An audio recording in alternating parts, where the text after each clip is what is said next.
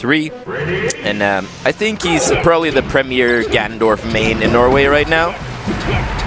Dude, I mean, and it's nuts to think about it, right? Because I was talking to Mr. Love and a couple other people about Ganondorf in EU, and they're like, oh, Ganondorf is a character that you don't see much of. A lot of people don't have much experience against this character. So, who knows? This unknown factor probably coming into play may help out Kage and Toa and teams. We'll see how far it can take them, though, because up against the likes of Armada and Android, it might be really difficult. Yeah, that's definitely an advantage. There's not a lot of matchup experience for European players against Ganondorf, so I think Kage might just put on a show. Yeah, he's so technical with this character, and right now, seeing how Toa also is playing with Ganondorf, I'm quite enthused to see how far these guys are going to get in bracket. Jeez, man, nothing but jabs, back airs, fairs. And, you know, Kage was saying how he doesn't really think the fair is even that bad. He thinks people are overreacting about it. He's like, yeah, okay, maybe I'm not KOing as early, but he could get a double fair. So we'll see. It's still a strong move. It's not like a Marth tipper anymore, but it's definitely like a hitbox you don't want to be hit by, and it still sort of achieves the same purpose of just knocking someone really hard out of the stage. You know? Yeah, really good damage builder, you know. So we'll see. And if he wants to get a crazy knockback on his opponents, he does have access to back air. Yeah, back air is still good. The stomp is nasty, and the reverse up air shenanigans still work as well as ever. So. Oh, indeed. Now for Apeduden and Long Daddy Green, have these guys been teaming together? I think those are very new players. Okay. I have documentary, right? Yeah, no experience with these gentlemen, but apparently they've done well enough to that they made it to. No, this is also round one. Ooh, okay. So neither of these teams getting a bye. Wow, look at that. They saw Kage. They're like, nah, dog, you're definitely not getting a bye. What? Yeah. Ganondorf? People are sleeping on Ganon. Well, it's probably too because of the teammate that he may have, right? Yeah, that definitely could be a factor. Oh, see, stop. Oh, but here it is, man. Ganondorf. Double Ganondorf. This is a rare team, dude. Yeah, he used his teammate as a projectile on Falco right there, and just like we saw, well, not just like, but in the spirit of what we just saw from Team UGS, we see the Team Ganon finish it up with a juicy team combo to take game 1. No big surprise there. Kage definitely used to winning in round 1 of any given bracket. I'm definitely impressed to see.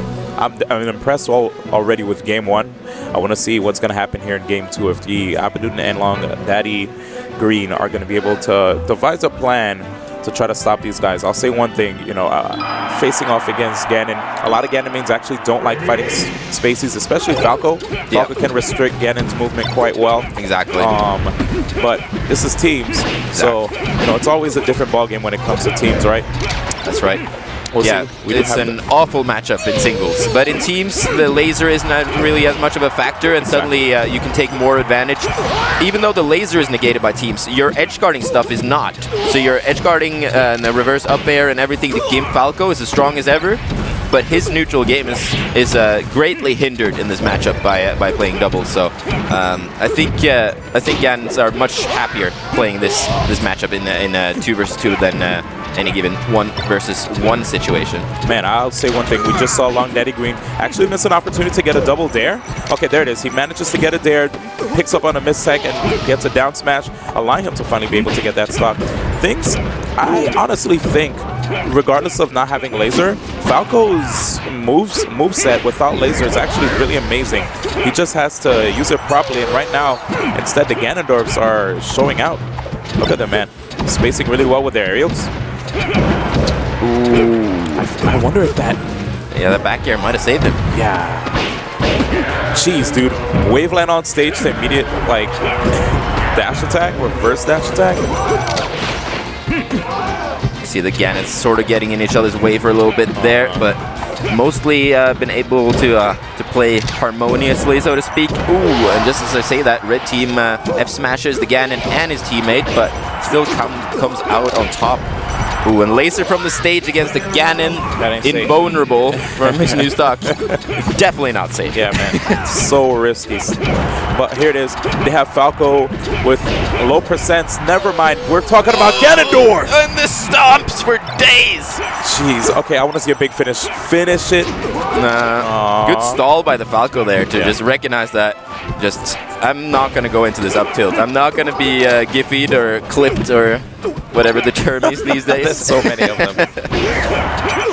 Honestly, I'll tell these guys one thing. You could go for a grab and just like have the other Ganondorf already prep a Warlock punch. I mean, you might as well do it, right? There's two Ganondorfs. Congratulations to Kage and Toa for taking that with a 2-0 victory. I mean, jeez, man.